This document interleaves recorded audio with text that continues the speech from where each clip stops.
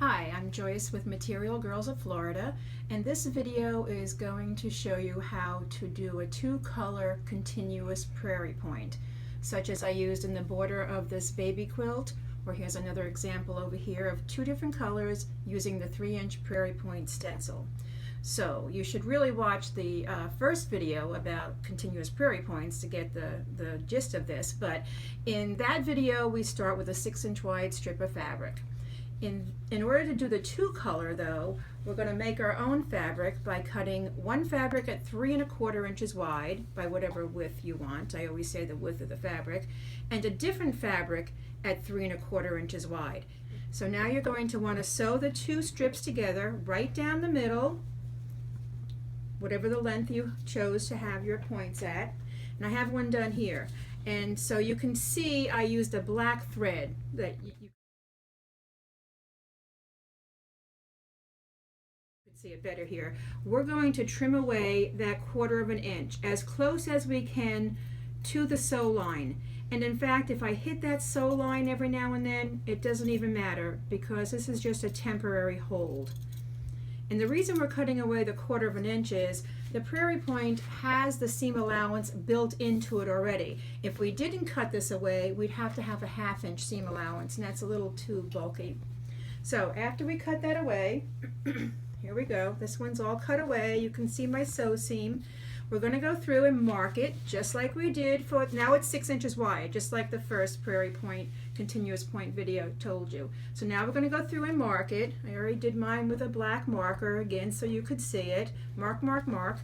Now the only difference is when you cut into this, and you know, if it's not a full 3-inch square, we don't use it, so I'm going to cut this little end off and discard it. Okay, so now when I cut to do the, before I do the fold, I'm going to cut right into that sew line. You can almost hear my scissors do that click. Listen, it cut right into that sew line. You can go a teeny bit past it, it just doesn't matter.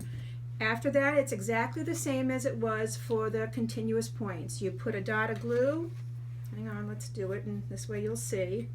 So we put a dot of glue in the corner, fold it over, hit it with the iron, a dot of glue in the opposite corner, fold it over and hit it with the iron. This is my new gluing system, so please watch the next video about gluing and you'll hear a lot of good things about how to use that. And so once I go through and do this to the whole strip, it looks exactly like this. Here's the two colors. They're both the same size points. It's a little bit of an optical illusion that one square looks bigger than the other. They really are the same size. So let me show you a couple of other ways to use it. In this project, I did the two colors on an inside border and on the waves. And on this project, I did the two colors facing in on the outside border. And I just want to mention this one thing to you. If you're going to use this in a border, let's try this here. When you go to lay this out to see if it fits, maybe it doesn't fit. Maybe it's a little too long.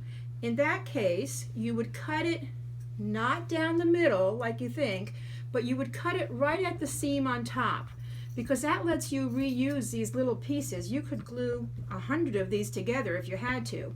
And then it has quite a bit of give. You could just pull it over. I don't pin anymore. I glue baste everything, so I would put a dot of glue and hit it with the iron to hold this in place until I was going to sew it. But do watch the next video on gluing. You'll see some cool things. Thanks.